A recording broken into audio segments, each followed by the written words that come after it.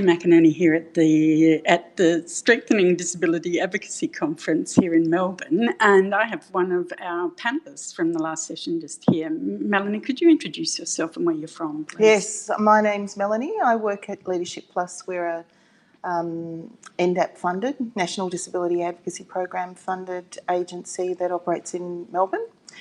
And our agency is represented on the board of Disability Advocacy Victoria, which is the peak body in Victoria for disability advocacy. Fantastic. Now, you told something that really should shock everybody, which is that you're not actually open for business at the moment at Leadership Plus. Can you talk about that?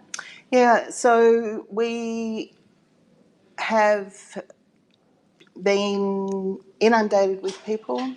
The work needed on a range of matters has increased. So the amount of people that are asking for help is way beyond our capacity. And in order for us to address the people that are waiting for assistance, we have closed our books and while we try and work through those people. So the more sort of shocking thing is that that's the third time this year. So generally what we do, we try and address that over the next month. So this is the third time that we've had to do that over the last year. It's 33 agencies in the state. Most of those agencies have had to do the same thing. Leadership Plus is relatively large, and there are smaller agencies that just have not been able to manage the requests coming through. And can you talk about what sorts of issues people would be coming with that they're now not getting support for? Look, Disability Advocacy Victoria thought they would ask the agencies around the state around what was going on, what is the demand for service. And what we found was, or what was confirmed, was that there was an increase in the need for advocacy in relation to matters relating to the NDIS. So because those matters, and we're talking simple things, we're talking about access, we're talking about planning, and we're talking about appeals. So by and large, in fact, we just saw some of the stats that Mary put up there. By and large, that access and planning is by far the lion's share of work that advocates are doing across the board. So it's people trying to get an NDIS plan that suits them and yes. suits them properly. Yes. Yeah. And they can't get that access at the moment. No. So who's to blame? Well, I think there's a few things. You know, I think there's things about the agency that need to change and improve. That's the National Disability Insurance Agency that runs the NDIS. That's right. So at the moment, the Joint Standing Committee is asking for submissions around planning. And so some of the things that we're thinking about, and we being Leadership Plus and DAV, we're thinking about that planners themselves don't have the knowledge or need some more expertise around how to plan. Disability is a diverse term, you know, and so in order to kind of understand how diverse disability is, planners need to, you know, get in there and get skilled up around some of the complexities that people face. There's some procedural issues, so people being given a plan saying, thank you, that's that. And so there's no sort of ownership or collaboration around a plan that gets developed. It's just sort of handed over. If you don't like it, then you can appeal it, which we don't think is good enough. You know, there needs to be more collaboration and an ability to kind of negotiate around what goes into that plan before it's finalised. We think that would help. So for that advocacy to come beforehand, not just when things go wrong with the plan? Well, that work and level of expertise from planners around the ability to negotiate and understand the needs and to meet the needs by reflecting that in a plan that addresses and supports people's needs.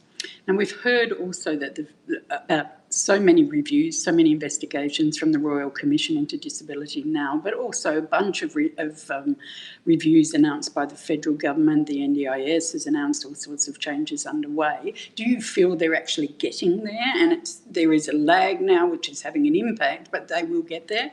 Or Where are we with it? I don't really know. I really don't know. I think there's some significant change that needs to happen. In that data, you would have seen that a lot of sessions are done on what's called internal appeals. So that's where you don't like a decision that's been made by the agency, the NDIA, and so you have to appeal that decision.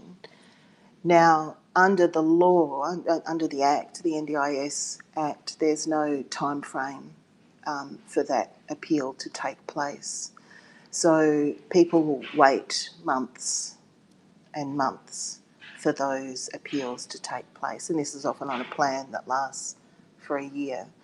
So I think that, you know, there are some elements of law reform that probably need to happen. There's some skilling up and addressing around the expertise and skill level that's needed in order to conduct what we require the agency to do.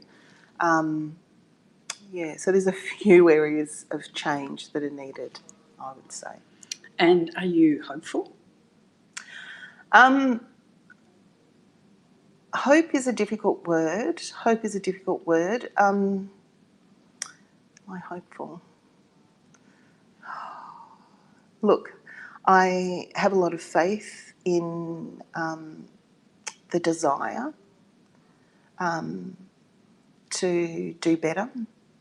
I have a lot of faith that we live in a civil society, and that as a civil society we treat people well, and we address those things. So that's the sort of hope that I'm prepared to commit to. And you also talked about, though, and I think we've heard a lot about that this morning, that people are exhausted trying to do it. There's a lot of burnout in the system. It's taking its toll, yeah? Yeah, it's taking its toll. And look, you know, with family members that have dealt with the disability service structure, you know, for years, still, you know, getting the first plan and doing, you know, getting their second plans, the experience, you know, often we find family members describing it as traumatic. So, but these are people, you know, where you know, the identity of their loved one or family member or a person with a disability, you know, their disability has been understood by the state, they've had the supports in place, you know, and yet the transition over has been what they call traumatic, which is, I think, unfortunate. Yeah. Thank you very much. You're welcome. Thank you.